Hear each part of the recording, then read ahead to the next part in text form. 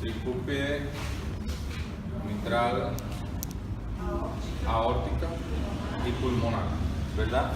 Entonces aquí yo pondría la mitral, ¿verdad, Gracie? Ayudando a transmitir el flujo de sangre desde la aurícula izquierda al ventrículo izquierdo. Aquí pondríamos la tricúspide,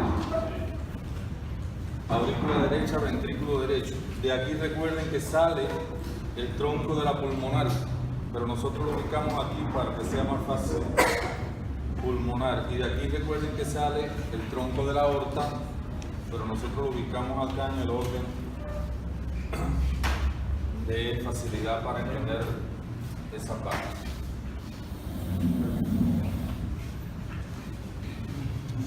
Entonces, ¿qué tiene? El primer ruido cardíaco, ¿con qué se corresponde? Se corresponde com a abertura ou cerramento da válvula. Con el, Cerramento da válvula. ¿de qué válvula? A tricúspide. De la E as tricúspide. duas. ¿Eh? Sim. De las dos, Sim. de esta y Essa aí. esta. Não. E a... De esta Sim. y esta. Não, da tricúspide. De la tricúspide. Ya. De esta no. E a mitral também. Y de la mitral también. E a... Es decir, primer ruido cardíaco se corresponde con el cierre de las válvulas auriculoventriculares, ¿verdad? Entonces las válvulas auriculoventriculares son estas. Los ruidos cardíacos nunca guardan relación con apertura de válvulas, siempre guardan relación con cierre de válvulas. Por tanto, si el primero guarda relación con este, el segundo ruido cardíaco guarda relación con el cierre de las válvulas sigmoidea, pulmonar y aórtica. Eso nos tiene que quedar claro. Es decir, ubíquense un momento, miren para acá. Vamos a imaginar que las aurículas se están contrayendo, despolarización auricular. Ellas vacían su contenido los ventrículos, ¿verdad? Inmediatamente, ¿qué tiene que pasar? No es cerrarse estas válvulas.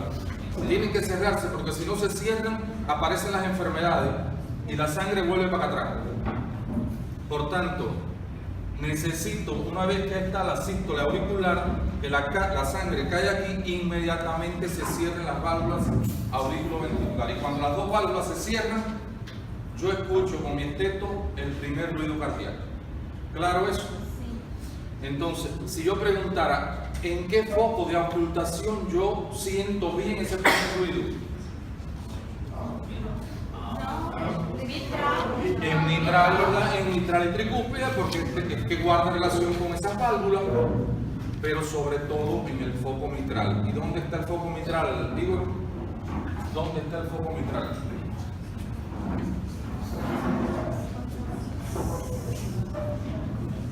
Ya comenzó la ayudantía el sábado, ayudantía a tiempo completo y estudio a tiempo completo suyo. ¿Sí?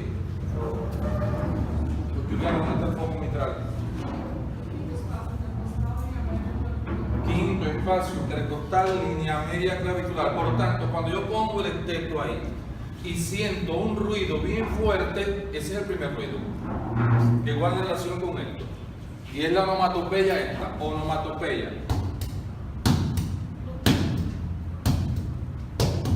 Es decir, el primer ruido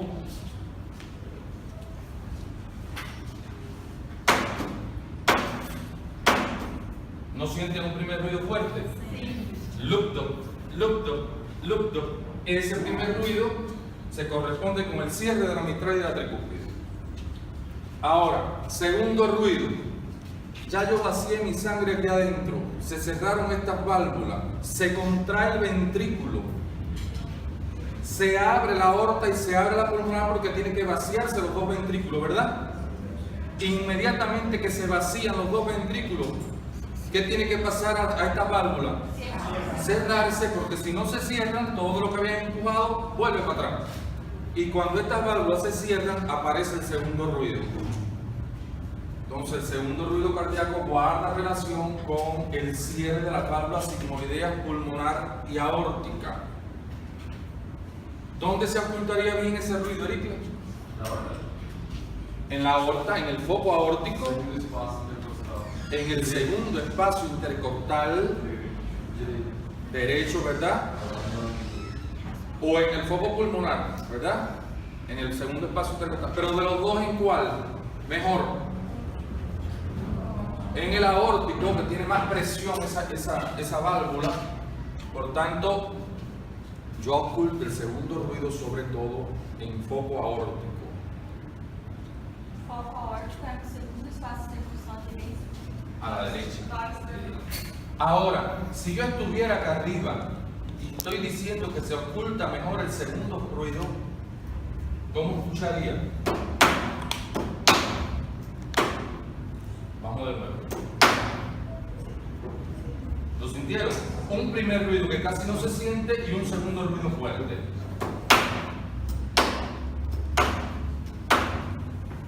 ¿Lo entendieron? Entonces, ahora el duro es el do, look do, look do, look do. Tienen que revisar, eso es semiología cardiovascular. Solo recordando para poder entender la valvulopatía, porque tiene que ver con esto. Ahora, si yo soy médico y estoy ocultando a mi paciente y empiezo por el foco mitral, estoy ocultando el primer ruido cardíaco. Si no lo oculto bien, la posición ideal es de cúbito lateral izquierdo, ¿verdad? Apuesto a mi paciente, lo viro un tanto para acá y la punta me hace esto. Apuesto a mi paciente del lado izquierdo y la punta hace esto. Por tanto, oculto mejor a mi paciente. Si estoy en foco aórtico porque quiero ocultar segundo ruido cardíaco y no lo oculto bien, le hago esto al paciente sentado, que se eche para adelante, porque la base me va a hacer esto. Y si además de echarlo para adelante le digo aguante la respiración, coja aire y aguante, lo oculto mucho mejor porque el ruido respiratorio no me interfiere en la ocultación cardíaca. Claro eso. Esos son algunos detalles que yo tengo que tener en cuenta para entender valvulopatía. Recuerden que ya yo les hablé en algún momento que nosotros graficábamos esto así.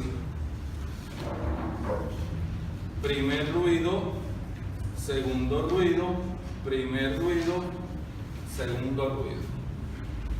Todo lo que existe entre primer y segundo ruido, ¿cómo se llama este? Silêncio, silêncio.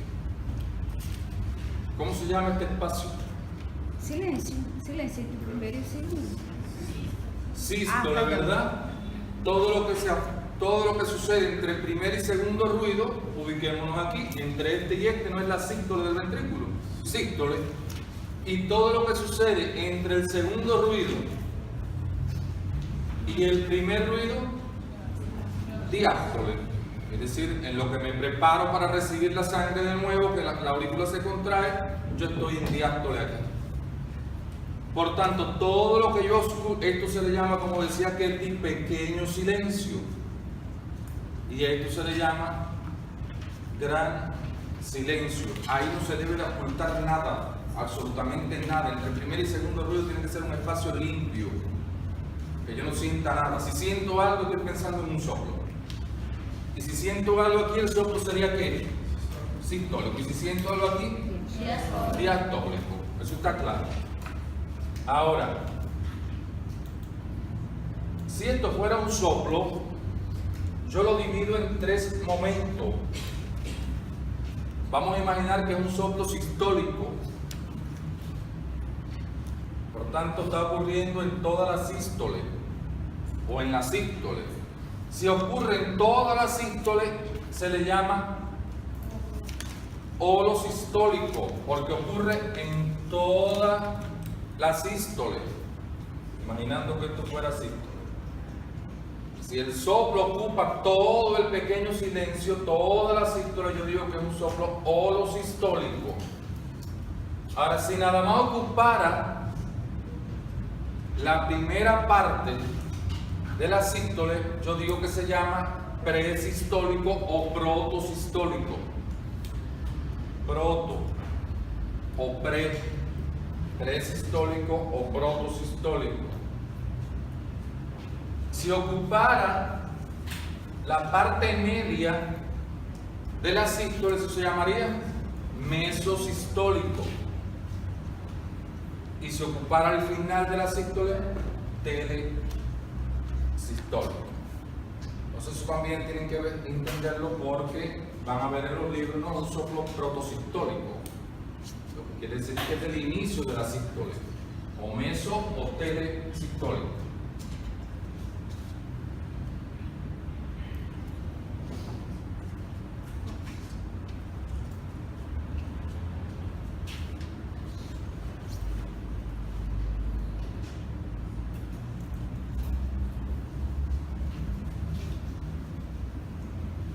Ahora, para entender las valvulopatías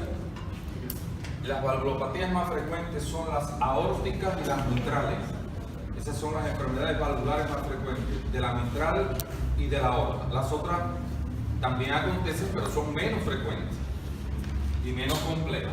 Y quizás pudiera deberse a que estas cavidades izquierdas son las que más trabajan, por tanto deben ser las que más se enferman.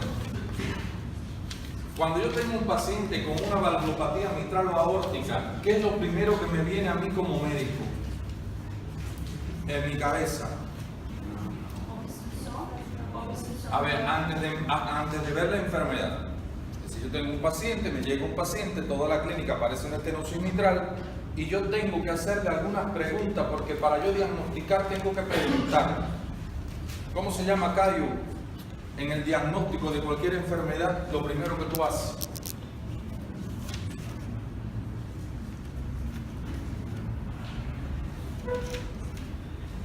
Jason. Historia clínica. Pero historia clínica es un saco, Jason. Anamnesis. ¿Cuántos tipos de anamnesis tú conoces, Jason?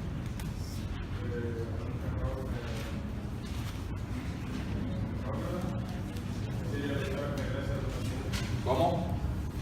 Lo que sería la historia pregresa del paciente, de los antecedentes, o los tipos de... Ajá. Próxima y remota, ¿verdad? Entonces, si yo averiguo la anamnesis remota, como dice Jason, tiene que ver con los antecedentes, Cayo. Y la próxima tiene que ver con el cuadro clínico, con la historia de la enfermedad actual, que es cuadro clínico. Esto es lo mismo que cuadro clínico. Por tanto, si yo tengo un paciente que estoy sospechando una estenosis mitral, lo primero que yo voy a ver es los antecedentes que tiene mi paciente. Nayeli, ¿cuáles serían esos antecedentes? ¿Qué antecedentes serían importantes en un paciente con una valvulopatía?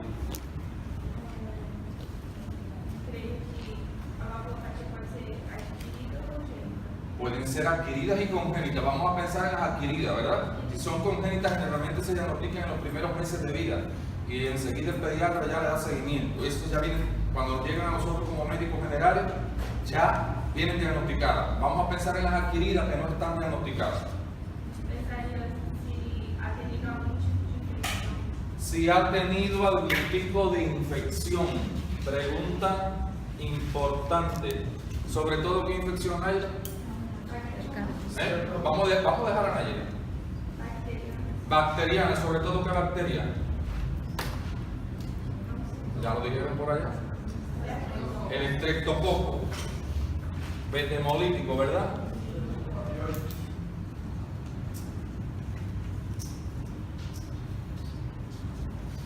Daisy. ¿Cuáles otros cocos tú conoces? Coco gram positivo. ¿Cómo es? Coco gram positivo. Estafilococo.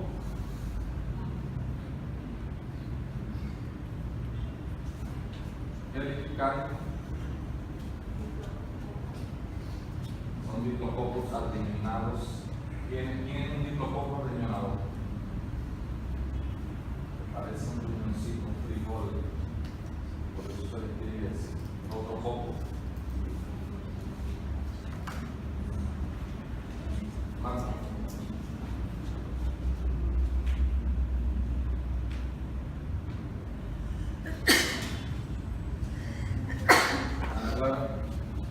No, pues si tienen agentes biológicos recientes. Juliet, ¿quién me dice? El estafilococo que ya me mencionaron, estreptococo, coco gram positivo, neumococo, y falta uno. ¿Cómo? neumococo, estafilococo, estreptococo y gonococo, Neisseria gonorrhoeae, el que da la blenorragia. Eso no se nos puede olvidar porque son frecuentes los 4. Entonces yo tengo un paciente que al parecer tiene el gonococo, Neisseria gonorrhoeae. Yo tengo un paciente que estoy sospechando un estreptococo beta hemolítico, el Loraine. ¿Dónde, en qué lugares vive el estreptococo beta hemolítico? ¿Dónde está ese estreptococo? No sabe, Rocho. Bueno, él está ahí en garganta, en la boca. Está ahí. Por tanto, es frecuente que esta infección fuera ¿qué cosa? Una amigdalitis. Eso es lo más frecuente. Amigdalitis a repetición. Amigdalitis a repetición. Le mandan la penicilina por 7 días al chiquito y no se la ponen porque duele mucho el pinchazo. Entonces ya a los 2 días, a los 3 días, cuando el chiquito está mejor, ya la mamá le quita el tratamiento. Y el hombre va a empezar a crear una respuesta inmune porque el bichito está ahí y va a tratar de defenderse y se comporta como un antígeno, ¿verdad? Pero yo la pregunta que quiero que ustedes me digan, yo así, es ¿dónde vive? ¿Cuál es el medio que le gusta el estreptococo? Ya sabemos que en el hombre fundamentalmente en la garganta y en el medio, porque el hombre lo adquiere de un lugar. ¿Dónde vive el estreptococo? Articulação, coração. Articulação. No. Está en la piel también, pero no. Sí, en el aire. Pero en todo, aquí yo no tengo estreptococo, espero que no haya estreptococo. ¿En qué lugar? Bueno, aquí pudiera haber un poco de estreptococo. En los lugares, en los lugares donde hay hacinamiento. Recuerden que ustedes en la pesquisa que hicieron el sábado pasado calcularon el índice de hacinamiento, porque si hay un índice de hacinamiento alto, favorece el estreptococo. Y si se favorece el estreptococo, pueden venir las enfermedades. Entonces, donde hay hacinamiento en los círculos infantiles, en las guarderías, 50 chiquitos, porque entre más chiquitos haya más gano, 50 chiquitos, todos ahí junticos, tosiendo, estornudando con amigdalitis, porque la madre tiene que ir a trabajar de todas maneras y lo deja allí en la guardería, transmitimos. En una cárcel, en una celda, donde hay 5 presos en un espacio chiquitico, reducido, hay hacinamiento. Por tanto, en los lugares donde están hacinados las personas, es donde les gusta vivir el estreptococo. Entonces, si yo tengo amigdalitis a repetición, amigdalitis a repetición, amigdalitis a repetición, hay un dicho, y anótenlo por ahí, de una enfermedad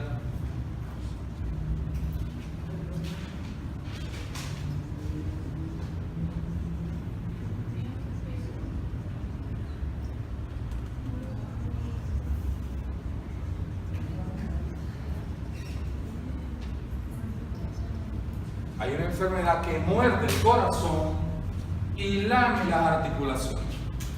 ¿Qué enfermedad es esa? Fiebre reumática. Si yo no me cuido estas amigdalitis a repetición, ese estreptococo me va a morder el corazón y me va a lamer las articulaciones. Y pobre de la persona que le lama las articulaciones y le muerde el corazón, porque es una enfermedad del adulto joven, así como ustedes. Es decir, que es una enfermedad que debemos siempre, es evitable, fíjense que es evitable. Entonces esto desencadena fiebre reumática. Fiebre reumática. Y la fiebre reumática tiene varios criterios diagnósticos. Tiene criterios mayores y criterios menores de diagnóstico. Criterios mayores y criterios menores. Dentro de los criterios, esto lo voy a mencionar nada más. No está en el sílabo, pero sí como médicos tienen que saberlo. Quizás en cardiología, creo que en cardiología se lo van a dar. Dentro de los criterios mayores, la carditis, la artritis, los movimientos coreicos, recuerden de fisiología, la corea de Siga, el eritema marginado de hebra y los nódulos subcutáneos. Esos son los criterios mayores. Y los criterios menores tendría la fiebre, la artralgia, la leucocitosis, la eritroacelerada, la proteína C reactiva, el PR largo en el electro,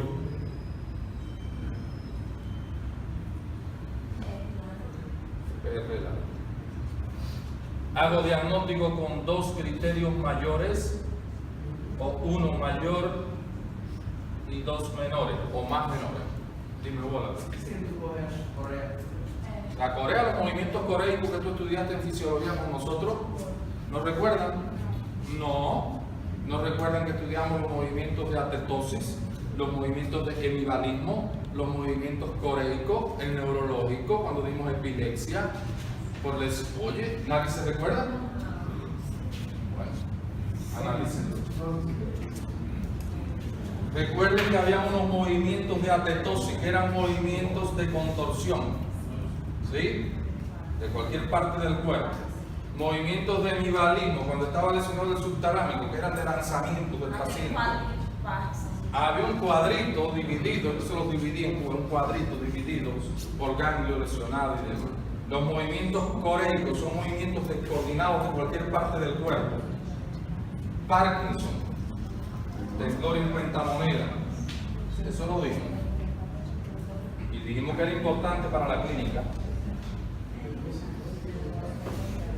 Entonces, si yo tengo un paciente que está hacinado porque viven 10 personas en una habitación, que hace amigdalitis a repetición y ya tiene una fiebre reumática, ¿qué me queda a mí?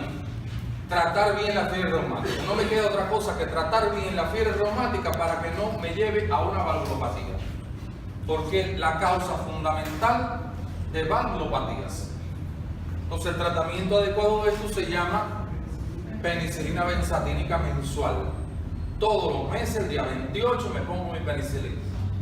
Y me la voy a dejar de poner, y es un dato importante, 5 años después de la última crisis que tuve. Suspendo la penicilina 5 años después de la última crisis. Luego los pacientes se ponen penicilina, ya no hicieron más crisis, llevan 1 año sin hacer crisis, ya no se inyectan más porque todos los meses estarse pinchando les cuesta. Y a los 2 o 3 años vuelven de nuevo los brotes, los cuadros agudos de fiebre reumática. Entonces, si yo trato adecuadamente mi fiebre reumática con benzatínica, debo de evitar la valvulopatía. Doutor, pode repetir a penicilina todos os meses por quanto? La penicilina es mensual. Sim, por quanto tempo? Hasta 5 años después de la última crisis. 5 anos de... Hoy me dio la última crisis, me puse, y 5 años, en el 2017, en el 2022 no he tenido más crisis, ya me la puedo suspender. Mas não pode parar, né? Durante 5 anos. Antes no debo de parar. Durante essa data de 5 anos. Vamos a hablar de estenosis mitral.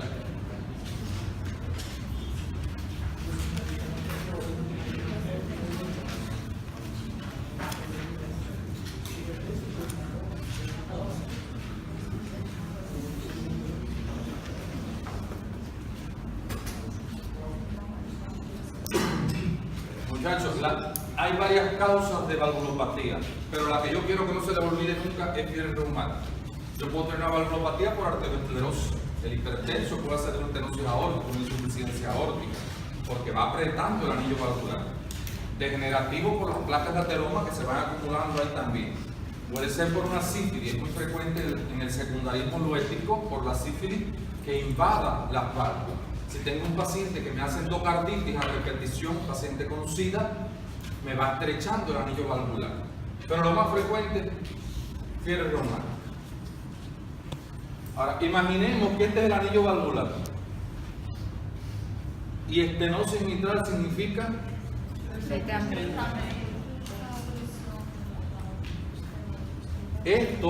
anillo valvular se está estenosando porque hay depósitos secundarios de la fiebre reumática, depósitos de complejos inmunes, antígeno, anticuerpos, que van lesionando todo el aparato valvular, lo van destruyendo. Y esto se va estrechando. Cuando la aurícula quiere vaciarse, ¿podrá vaciarse toda la sangre que tiene ella para acá, para el ventrículo? No. El gasto cardíaco, ¿qué le va a pasar?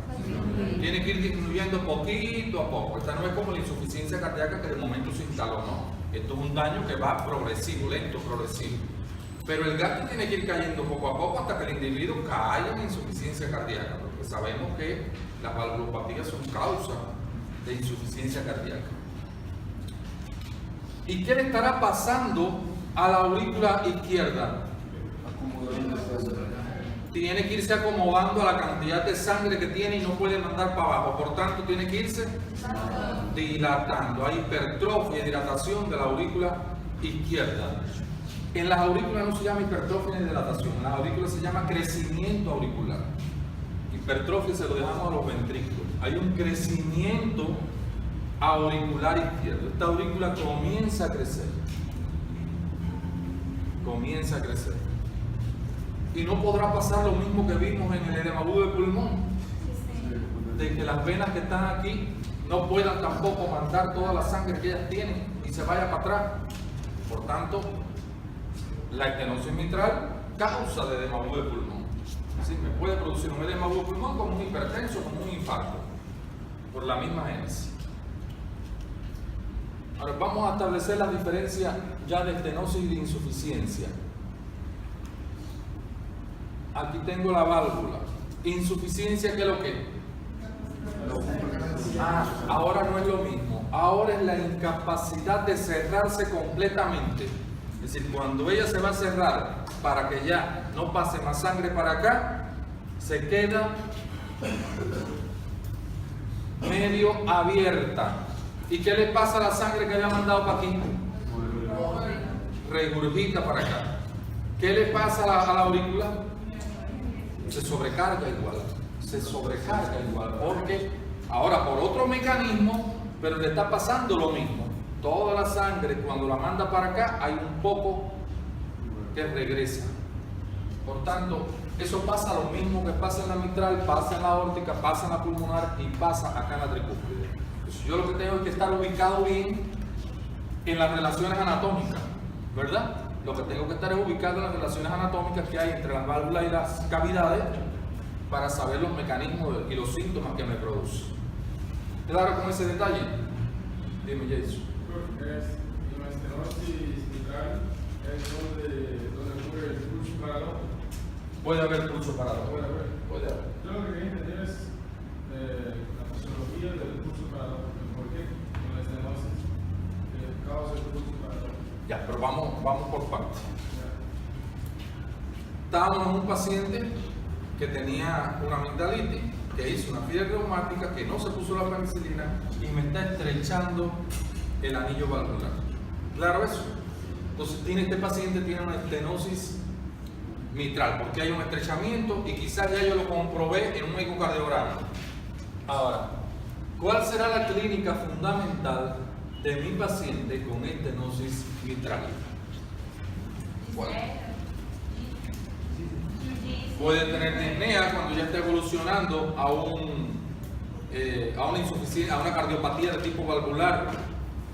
¿Qué más? Puede tener dolor precordial, y ese dolor precordial será un dolor anginoso, un dolor precordial simple o una algia precordial. ¿Por qué no es anginoso? Porque ella no sea. Porque que no tenga que ver ¿Con qué? Con oclusión coronaria. Porque esto obedece a otro mecanismo, no tiene que ver con oclusión coronaria. Entonces el paciente puede tener disnea, puede tener dolor. ¿Qué más puede tener? Puede tener hemoptisis. ¿Qué más puede tener? Tos. Puede hacerme embolismo. Cianosis. Es decir, puede tener disnea, puede tener tos, puede tener cianosis, puede haber hemoptisis. puede haber embolismos. ¿Y por qué, Juliana, hay embolismo? Esto es el mismo mecanismo de siempre. Esto es el mismo mecanismo. Ahora, incorporamos nuevo que este tiene embolismo. ¿Por qué hacen embolismo estos pacientes? No caso, não seria de um jeito, é como hemolismo sistêmico, já ocorre uma circulação maior, que se desprende e vai. Un émbolo. ¿Y por qué se desprende el émbolo? Por conta da hipertrofia em ventrículo. No, el ventrículo no se ha hipertrofiado. Puede hipertrofiarse en algún momento, pero aquí quien se hipertrofia es la aurícula. ¿Qué pasa?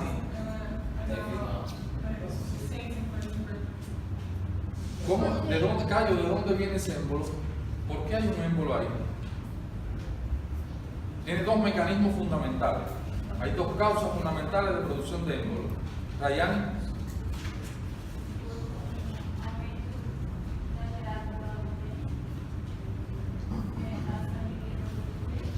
La sangre queda muy espesa y por mucho tiempo, ¿verdad?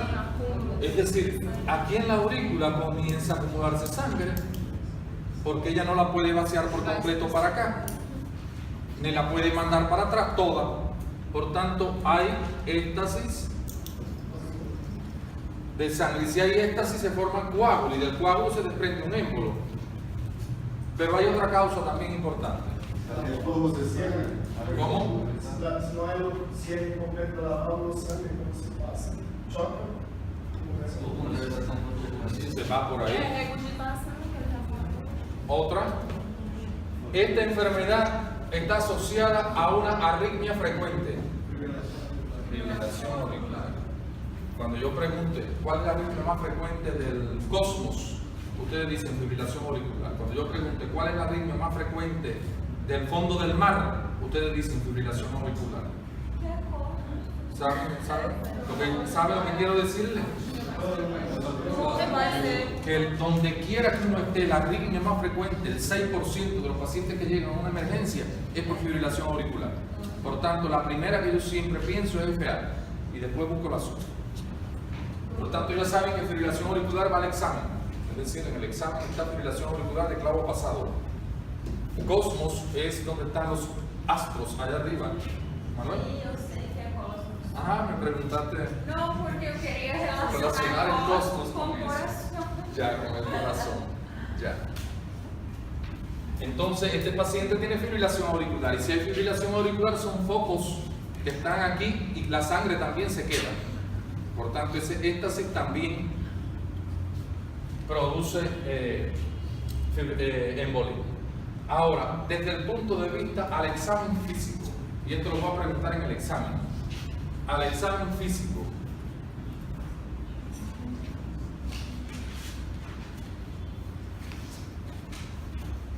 ¿qué veo en la estenosis mitral?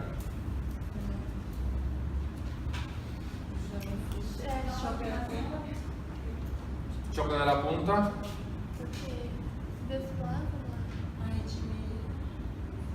Si pudiera ocultar la arritmia, ¿verdad? Al examen físico yo pudiera encontrar que el paciente está con un ritmo irregular. Claro, si tiene un grado importante de cardiopatía valvular, pudiera tener cualquier cosa de lo de insuficiencia cardíaca. Ah, debe haber un soplo. ¿Y el soplo qué características tiene? Não se escuta, como se fosse. Entonces, esta valvulopatía tiene algo que se llama, y hay que saberlo, ritmo. Ah, sí lo sabe. De Durosies. Eso hay que saber. Ritmo de Durosies. Y tiene 4 componentes, el ritmo de Durosies.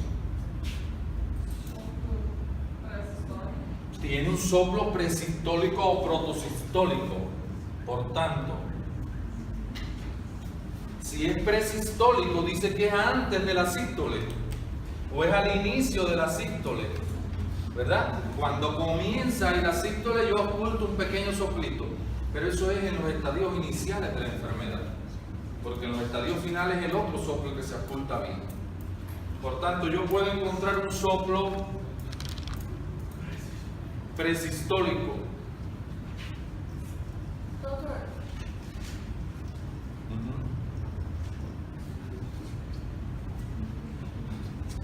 isso que você está explicando é del ritmo de duración. Son los 4 componentes del ritmo de Durocy. El ritmo de Durocy tiene 4 componentes. Soplo presistólico. Segundo, Juliana. Primeiro ruído acentuado. Primer ruido acentuado. Si está estenosada la válvula, el primer ruido, el CRS de la válvula no tiene que ser comprometedor, porque es que la válvula está dañada. Por tanto, voy a encontrar un primer ruido fuerte, descrito por algunos en pistoletazo. Primer ruido fuerte, acentuado.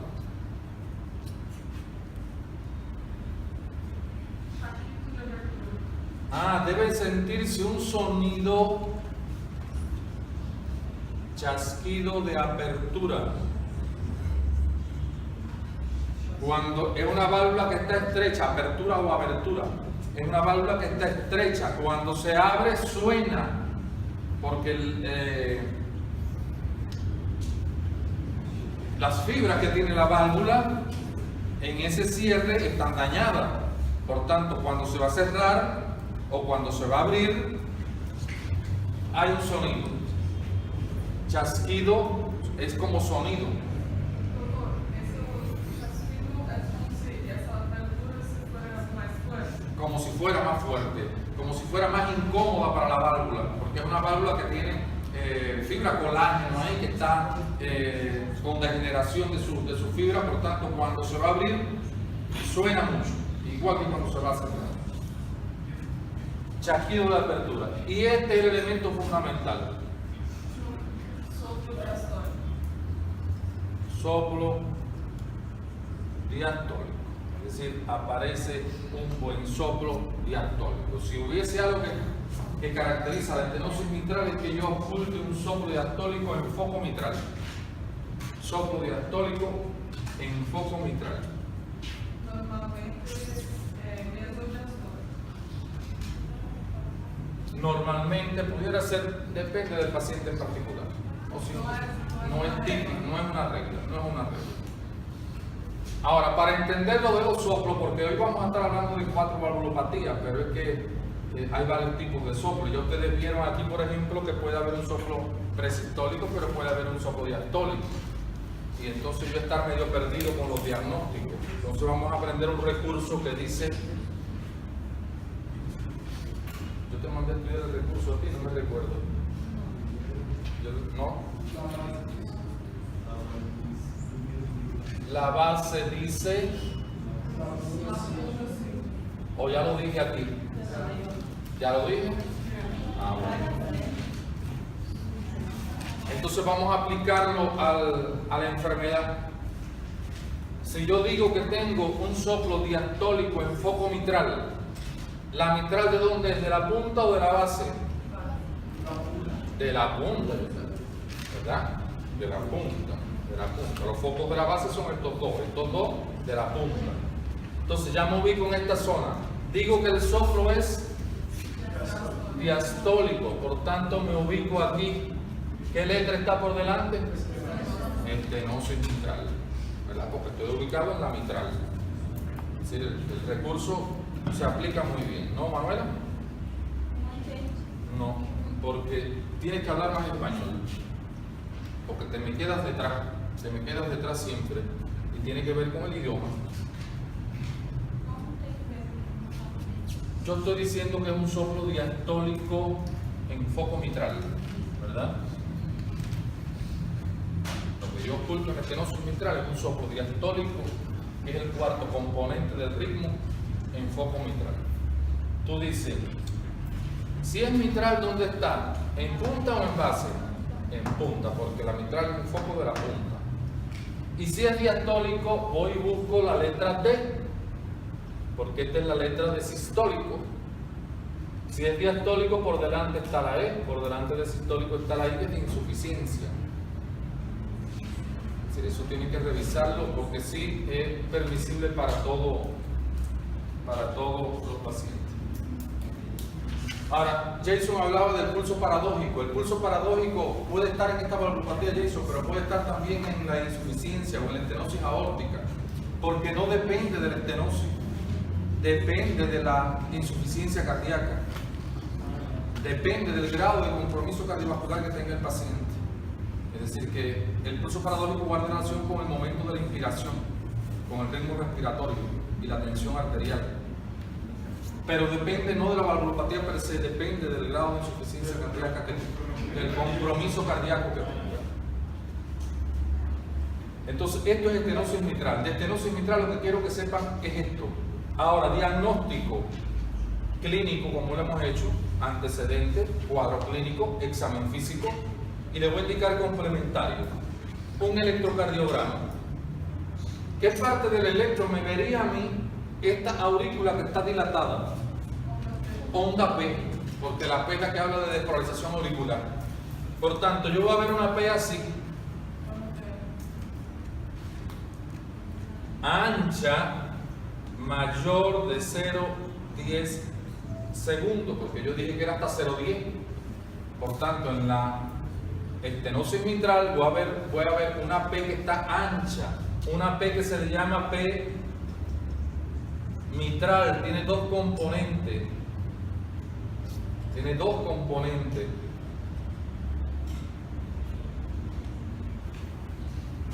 Ahora, si le hago un rayo X de tórax, ¿qué podría estar viendo?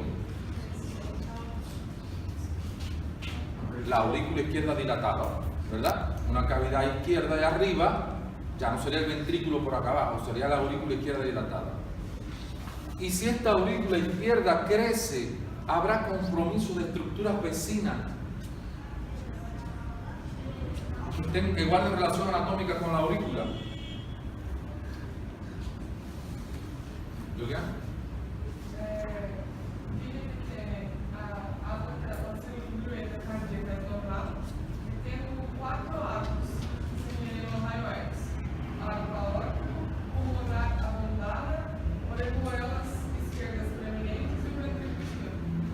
Y si la orejuela izquierda está prominente, esta, me pudiera estar produciendo compresión en alguna parte. ¿A dónde? Aquí en el pulmón.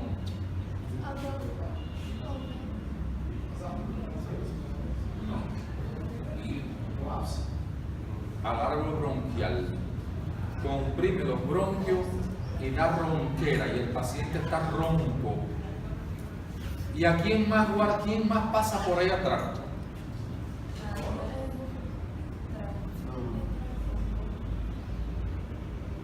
Esófago. Y entonces el paciente puede tener disfagia. Fíjense a qué grado de crecimiento de cavidades. Esto sería no una vista AP, esto sería en vista oblicua. En vistas oblicuas, no en vistas AP. Entonces puede haber ronquera, me comprime el área bronquial, el recurrente me lo comprime, el nervio recurrente, y puede haber disfagia por compresión de esófago. Si usted pensando que se trata de un tumor de esófago, es lo que nunca ha ocultado a su paciente. Pero doctor, para mirar solamente la aurícula de la cara. Claro, aquí en un rayo X AP, usted lo único que va a ver es la silueta izquierda de la aurícula dilatada. Y me haría el diagnóstico confirmativo, un ecocardiograma, ¿verdad? Un ecocardiograma me dice ya que el aparato valvular está estenosado o insuficiente.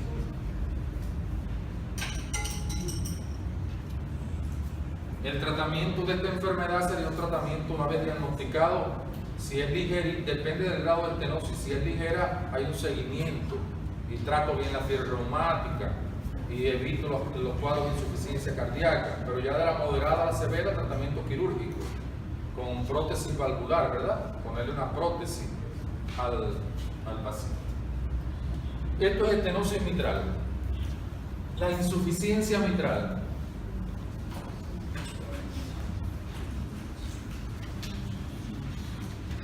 de la insuficiencia mitral, lo único que me interesa que ustedes sepan es el mecanismo de producción, ¿verdad? ¿Cómo se produce? Hay una válvula que no se cierra completamente, y si no se cierra completamente hay reflujo de sangre hacia arriba. Eso me interesa que lo sepan. Me interesa que sepan que también el origen es amigdalitis, hacinamiento, estreptococo, fiebre reumática. Me interesa que sepan que es más o menos la misma historia. Y en la clínica la insuficiencia mitral puede verse de una forma aguda como una insuficiencia cardíaca y la forma crónica que va poco a poco galopando. Aguda como si fuera una insuficiencia cardíaca establecida y la crónica que va poco a poco instalándose la disnea de esfuerzo, el dolorcito precordial de vez en cuando. Ahora, ¿el soplo cómo sería?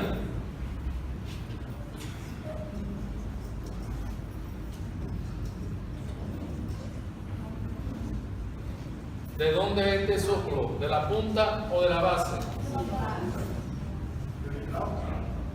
Mitral, insuficiencia mitral. Punta, seguimos en punta. Y si es una insuficiencia, la letra es esta, ¿verdad? ¿Y el soplo cómo sería? Sistólico. Es decir, al revés. Si es una insuficiencia mitral, el soplo es sistólico. Si es una estenosis mitral, el soplo es diastólico. Vamos a hablar de la estenosis aórtica.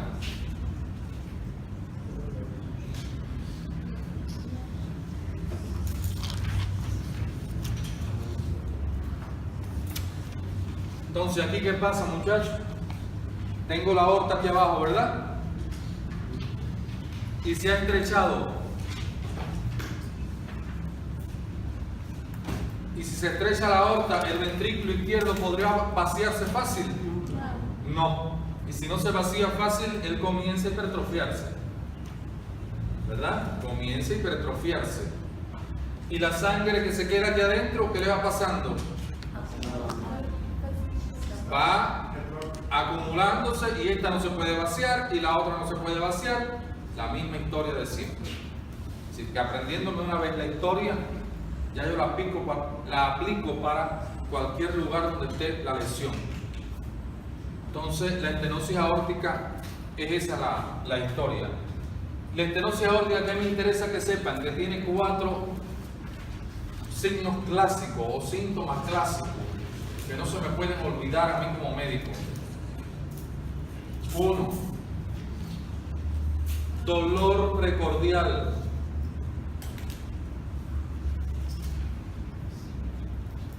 ¿Cuál otro? Síncope. Disnea. Me falta uno. Y muerte súbita.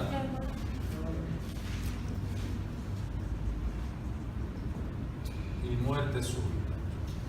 Entonces, fíjense, eso se parece a cualquier cosa. No se parece a cualquier cosa. Es decir, no es una cosa típica que yo diga, esto es esto.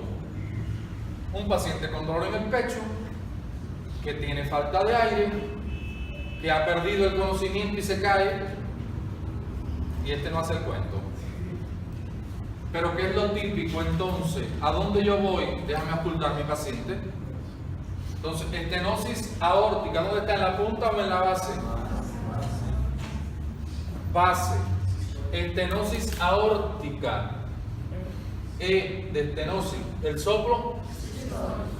Entonces, si yo tengo un paciente que tiene esta clínica y lo oculto y le encuentro un soplo sistólico en foco aórtico, mire, ecocardiograma para corroborar que se trata de una estenosis aórtica. Y seguimiento estricto, porque yo sé que da muerte súbita, porque hace arritmias complejas y se va del aire el paciente. ¿Entendido eso, Isla? ¿Será importante saber eso para el diagnóstico diferencial de un infarto, por ejemplo? Hay que saberlo porque es que el infarto da dolor precordial y da disnea. Y puede dar síncope y puede dar muerte súbita también el infarto si es muy masivo. Entonces yo tengo que estar claro que esa tétrada, esas 4 cosas caracterizan a la estenosis aórtica, pero además tiene un soplo, que no lo tiene las otras. Sopro sistólico. Un soplo sistólico.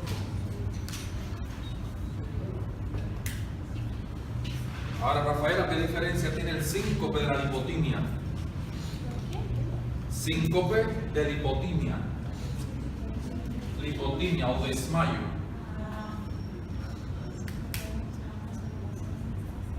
Joan, Síncope en segundo se le va. ¿cómo? El síncope de que se desmaya unos segundos nomás, en cambio el desmayo dura más. Doutor, essa criança, o cérebro, para não gastar muita energia, ele se apaga e ele desmaia e continua trabalhando. Ajá. Y si se apaga el cerebro para no gastar mucha energía, tú como médico, ¿cómo dices? Esto es un síncope, esto es un desmayo. Los dos pierden el conocimiento. ¿No has visto pacientes desmayarse? Sí. Compañeros de ustedes, ¿no? Y gotearon. ¿Y cómo yo sé? ¿Esto se desmayó o es una lipotimia o esto es un síncope? Doutor, o pulso vai estar lento? Ah, el pulso va a estar lento o no lo siento. ¿Y la presión? Vai estar baixo. Va a estar bajita o no tiene presión. Es decir, en el síncope hay caída del pulso y la presión. En la lipotimia o en el desmayo generalmente es por hipoglicemia o es porque va en un ambiente, en un micro que va llenito y la falta de oxígeno hace que uno se desmaye. O luego están viendo la sangre, le están sacando sangre, ven la sangre y goteas. La síncope yo puedo decir que es como si fuera un mecanismo de protección del organismo. No. En los extremos se baja todo para que, por ejemplo, no haga una muerte internatoria. No es un mecanismo de protección. El síncope puede ser neurogénico o cardiogénico y los dos son complicaciones, no son mecanismos de fisiológicos. Fíjate que no lo tenemos en los mecanismos de control de la TA, no tenemos síncope. No. Dime, ¿es Síncope y otra cosa. lipotimia? Tanto la síncope como la lipotimia hay pérdida de conciencia. Hay pérdida de conciencia. Hay pérdida de conciencia. Los dos se pierden la conciencia. Pérdida de la conciencia. No quiere decir que esté en coma. Pérdida de la conciencia no es que esté en coma. Es decir, hay una pérdida de la relación con el medio transitoria. La lipotimia ela não parece síncope. É como se não havia a perda da consciência. Assim havia. No, lipotimia y síncope son dos cosas diferentes. Son mecanismos de producción diferentes. La lipotimia es el desmayo. Nosotros nos hemos desmayado. Es decir, o hemos visto a alguien desmayarse. Y no ha habido que ponerle medicamento ni nada. La gente se recupera rápido. El síncope obedece a una causa. Y si usted no le pone tratamiento, no resuelve. Obedece a una enfermedad. Bueno, esto es estenosis aórtica, diagnóstico de una estenosis aórtica, ecocardiografía, ¿verdad? Un ecocardiograma es lo que me da el diagnóstico de una estenosis aórtica. Hay un detalle del examen físico de la estenosis aórtica importante y está en relación con la TEA, y es que tiene una diferencial estrecha. Es decir, es un paciente que tiene entre la sistólica y la diastólica muy pegaditas las dos. Y es un detalle también de diagnóstico diferencial con la insuficiencia aórtica, porque la insuficiencia aórtica es todo lo contrario, una diferencial muy amplia. Esta tiene una diferencial muy estrecha. La TA sistólica y la TA diastólica se pegan mucho.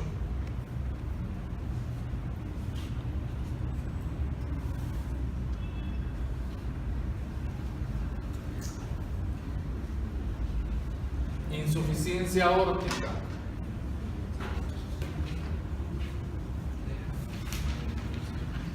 En los semestres pasados yo he mandado a hacer a los estudiantes un cuadro comparativo con las 4. Se lo pueden pedir a los que están para arriba, que tienen ya el cuadrito hecho, o háganlo ustedes, porque es muy cómodo tenerlo a manera de cuadro comparativo para ir viendo las diferencias. Insuficiencia aórtica.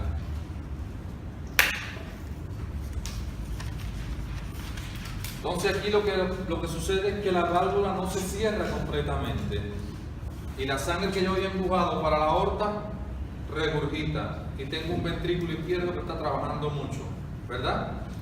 Entonces él se hipertrofia. Entonces, clínicamente, las manifestaciones de insuficiencia cardíaca, disnea, palpitaciones, dolor,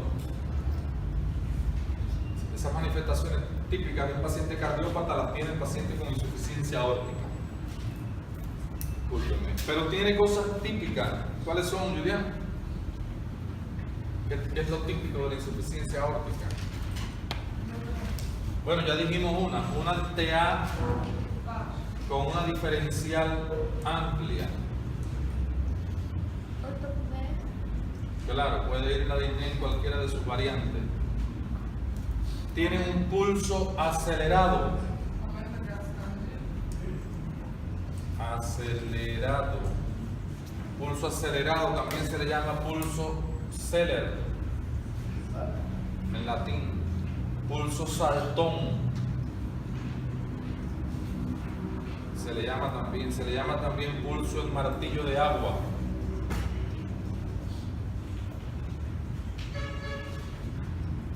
Eso es típico. Y fíjense si es un pulso tan grande que usted le mira al cuello al paciente y nota ahí, no sé si le han visto a pacientes ancianitos, como un pulso grandón ahí en carótida. Y eso se llama, ese signo se llama danza arterial en el cuello. Danza arterial. Usted ve ahí, y cuando usted ve a un viejito con una danza arterial, con las carótidas ahí, un pulso grandón, enseguida va con el esteto a pulsar aorta. Pero tiene otra cosa, miren para acá. Es tan grande el movimiento, el latido, la sangre que está corriendo por ahí, es tan grande. ¿Cómo es Marta? Ah, mira a Marta haciéndolo. Hace así el paciente. Marta, a ver, vamos. Miren a Marta. Vamos, Marta. Así, miren. Pareciera un parkinsoniano. Tú dices, mira, tiene un Parkinson porque tiene un movimiento extraño. Pero te viene a la mente enseguida algo que está descrito que es el signo de Muset.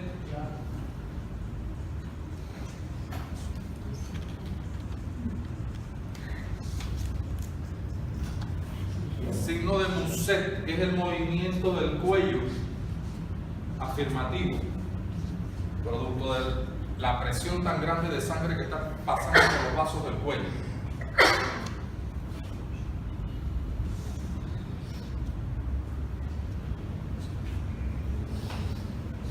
Entonces tendrá elementos que tipifican la valvulopatía clínicamente.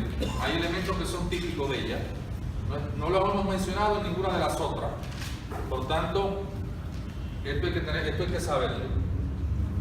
Ahora, el soplo, ¿dónde es? ¿En la base o en la punta? Eric, le dije. ¿Ah? ¿En la base o en la punta? Vamos a dejar a Eric. ¿Eric?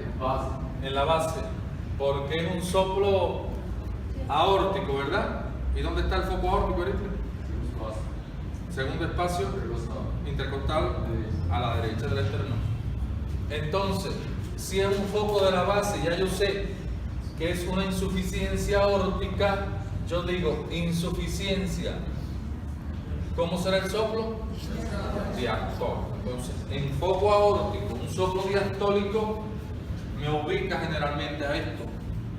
Entonces le hago un ecocardiograma y confirmo mi diagnóstico. Entonces esos son los elementos fundamentales de esas valvulopatías que yo necesito que ustedes sepan.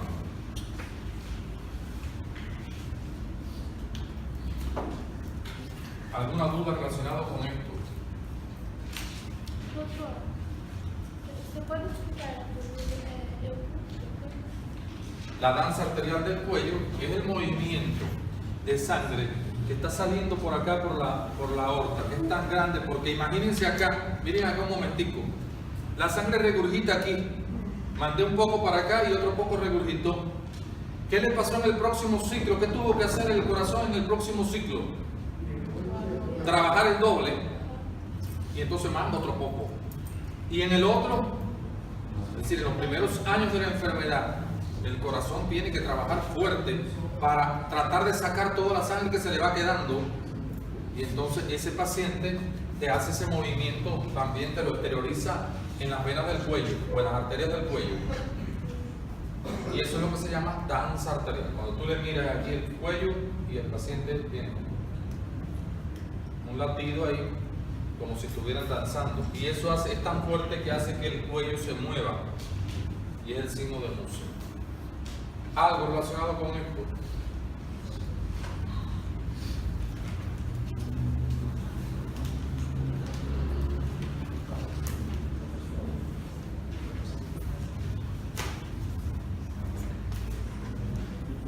Entonces, muchachos, vamos a tromboembolismo pulmonar, electrocardiograma del TEP. Vamos a hablar de las enfermedades que ya hemos visto que veo en el electrocardiograma. En un tromboembolismo pulmonar tiene una triada clásica del electro de un TEP. ¿Quién me dice? ¿Cómo?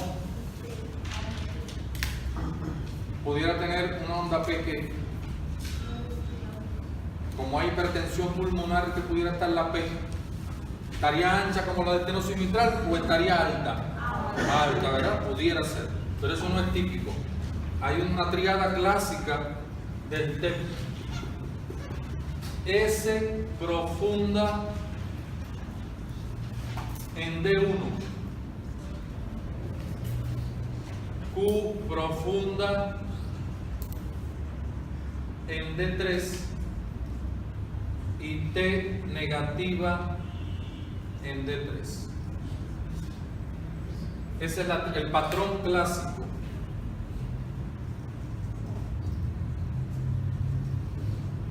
Patrón clásico del tromboembolismo pulmonar. S profundo en D1, Q patológica en D3 y T negativa en D3.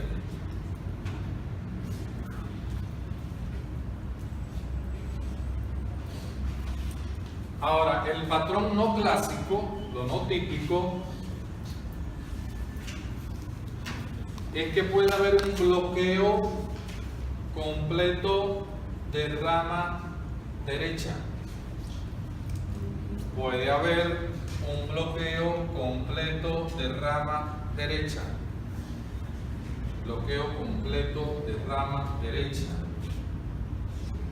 Y puede haber taquicardia sinusal.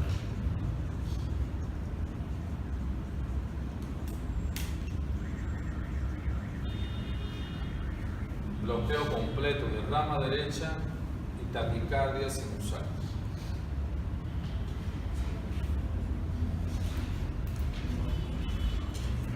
Eso hay que saberlo así. Lo típico del tromboembolismo pulmonar. Típico del infarto agudo del miocardio.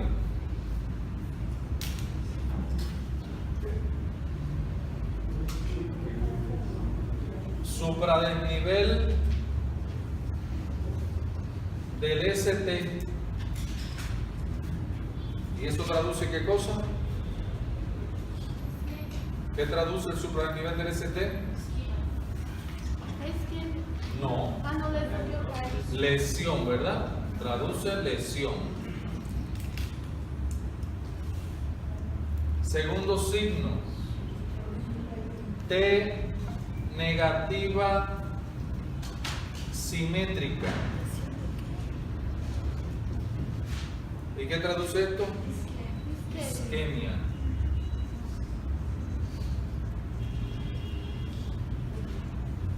Y Q patológica, ¿qué traduce? ¿Qué traduce la Q patológica cuando es más de un tercio de la R? Necrosis. Entonces eso hay que saberlo de infarto, que tiene una triada clásica: supradesnivel del ST, T negativa y Q profunda o patológica.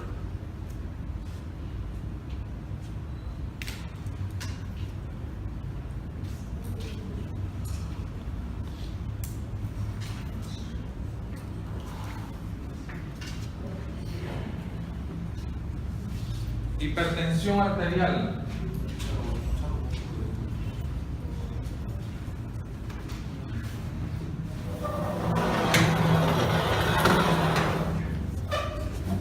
La hipertensión arterial en el electro da tres cosas importantes. ¿Cuáles son? Las tres cosas importantes de la hipertensión. ¿Qué produce la hipertensión en el corazón? Que yo lo puedo ver en un electro.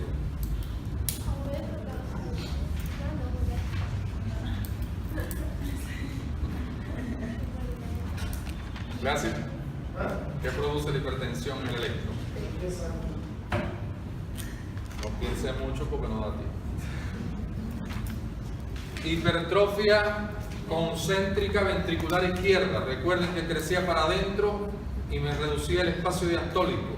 Hipertrofia ventricular izquierda de tipo concéntrica.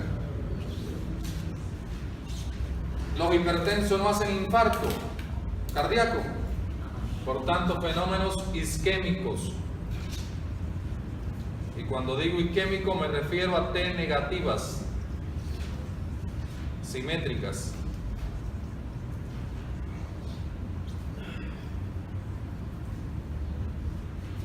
Y el hipertenso no hace arritmia, arritmias. Por tanto, yo voy a estar preguntando, díganme, esas son preguntas de examen, todo eso que estoy poniendo ahí. Díganme cuáles son las tres complicaciones eléctricas de un paciente hipertenso. Hipertrofia ventricular izquierda, fenómeno isquémico y arritmia. A ver quién levantó la mano. ¿Cómo se veía con el una alteración? Te queda de estudio independiente. Estudio independiente para la práctica, te voy a preguntar. Índice de Sokolov, ¿verdad? El índice de Sokolov, tienen que revísalo por ahí. Índice de Sokolov es el que me da la hipertrofia ventricular izquierda. Recuerden que ya con esta clase de hoy ya estamos terminando el contenido de examen y vamos a tener tiempo para repasar electro, para repasar, pero tienen que ir revisando ustedes. Revisen el signo de Sokolov para que lo anoten aquí y sepan cómo diagnosticar la hipertrofia. Angina de pecho.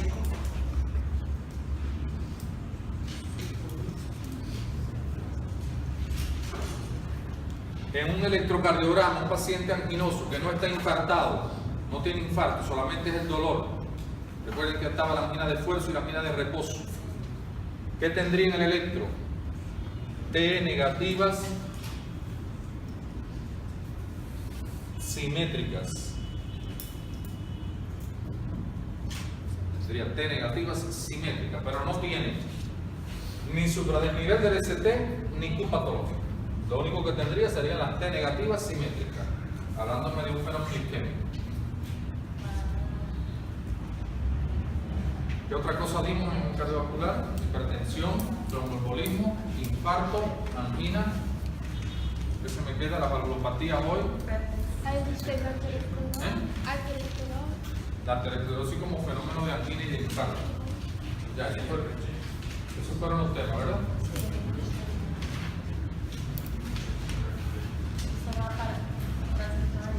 Ya.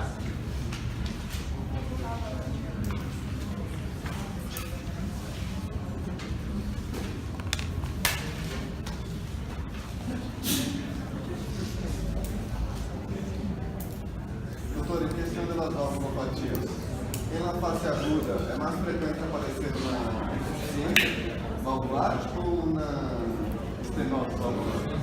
No tiene que ver con lo que me estás diciendo. Não, em la fase aguda de uma valvulopatia. Vamos a escuchar lo que dice Jason. Vamos a escuchar lo que dice Jairo. A ver. Em la fase aguda de uma valvulopatia, é mais comum aparecer uma estenose valvular ou uma insuficiência valvular. ¿Tiene lógica eso? ¿Esa pregunta? A ver, vamos de nuevo, Jairo. No, esa pregunta está mal redactada. Em uma valvulopatia, En una valvulopatía, em sua fase aguda, en su fase aguda, é mais frequente aparecer uma insuficiência ou uma estenose. ¿está bien la pregunta? No. Yo me imagino que tú lo que me quieras preguntar es que si la fase aguda de las valvulopatías es más frecuente verla o en una insuficiencia o en una estenosis. ¿Eso? Sí. No, en cualquiera de las dos. No tiene. No tiene que ver. Es decir, cualquier valvulopatía puede tener una evolución aguda en insuficiencia cardíaca o su evolución crónica, que es lo lógico, que evolucione poco, cualquiera. Muchachos, hay una enfermedad de este país y de Bolivia y de Brasil, en Cuba no, que es Chagas, ¿verdad? Chagas. Nosotros tenemos que conocer de Chagas, porque no está en el SIDA, lo van a dar en cardiología, pero es que ustedes hicieron la pesquisa y vieron cuántos pacientes chagásicos había, ¿verdad? Habían pacientes chagásicos. Y el Chagas producido por el tripanosoma, la tripanosomiasis. Y hay dos formas de tripanosomiasis. ¿Cuáles son? La americana y la africana, ¿verdad? ¿Quién fue que habló? Ericle. La africana, ¿qué es lo que da? La enfermedad del sueño, ¿verdad? Y la americana, que es la que nos interesa, nos da la enfermedad de Chagas. ¿Y de dónde, Ericle, de dónde era Chagas? ¿De qué país era Chagas? Alberto Chagas, creo que era. Era brasileño. Brasileño. Es importante. Vamos. Entonces el Chagas, el tripanosoma, cuando invade el torrente sanguíneo, un chinche, él invade el sistema reticuloendotelial sobre todo, los macrófagos. Y el sistema cardiovascular no se queda ajeno de esto. También invade el aparato cardiovascular. Y no tiene predilección por una zona del aparato cardiovascular. A cualquier zona le afecta.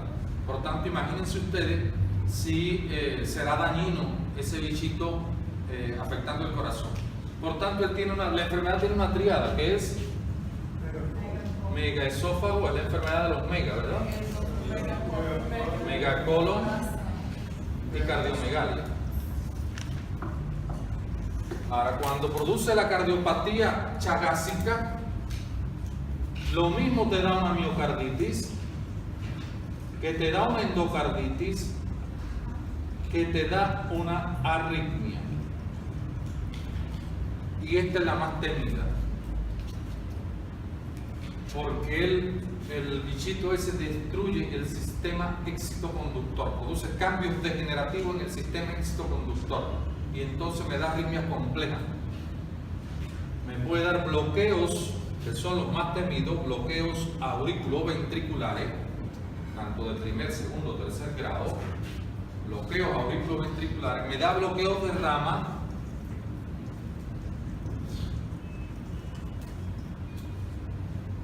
me puede dar fibrilación auricular.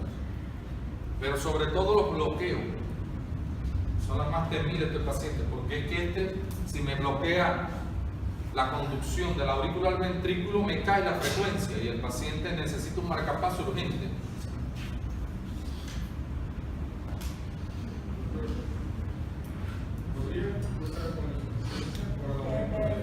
¿Insuficiencia qué?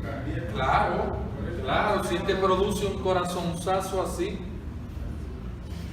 grandón, por la insuficiencia que tiene. ¿Se podría englobar otra más entre la miocarditis y la arritmia? ¿Podría ser? Claro, no es que englobe otra más, es que todo esto puede llevar a la insuficiencia cardíaca, ¿verdad? Yo lo que quiero que tú veas la insuficiencia cardíaca no como una enfermedad, es una consecuencia de cualquier daño del corazón. Es decir, que cuando yo no menciono insuficiencia cardíaca no quiere decir que no lo tenga mi paciente. Lo que decía Jairo es que si tengo una estenosis mitral puede evolucionar a insuficiencia cardíaca, pero si tengo un Chagas puede evolucionar a insuficiencia cardíaca. Bueno, eso de Chagas de forma muy general. De forma muy general, que ustedes conozcan que la enfermedad existe, que tiene la tríada esa y que en el corazón produce sobre todo arritmia porque destruye el sistema excitoconductor.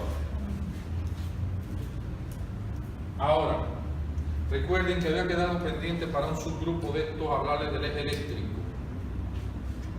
un subgrupo de práctica. ¿No? ¿A los tres que subgrupo les hablé de eje eléctrico? Sí. ¿Sí? Ah, bueno, mucho mejor eso. Eso fueron a 2 subgrupos del otro paralelo. Vamos.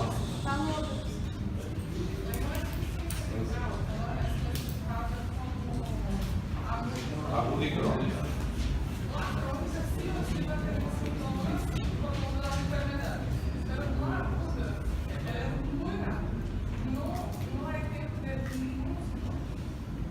¿No hay tiempo? ¿No hay tiempo? Sí. La forma aguda es el paciente ese que yo lo conozco, que tiene una insuficiencia mitral y hoy viene con mucha falta de aire. Tiene síntomas, forma aguda, o viene con muchas palpitaciones porque tiene una arritmia allá. Es agudo. El otro no, el otro médico, ya yo hace 15 días empecé a sentirme mal, me estaba dando un dolorcito. Ya ese tú dices, eso es crónico, eso no es agudo, eso es de varios días. Las piernas se me han empezado a inflamar.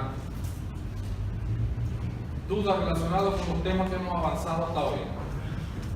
Manuela. No. ¿Todo bien? ¿Qué tú crees del método por competencia?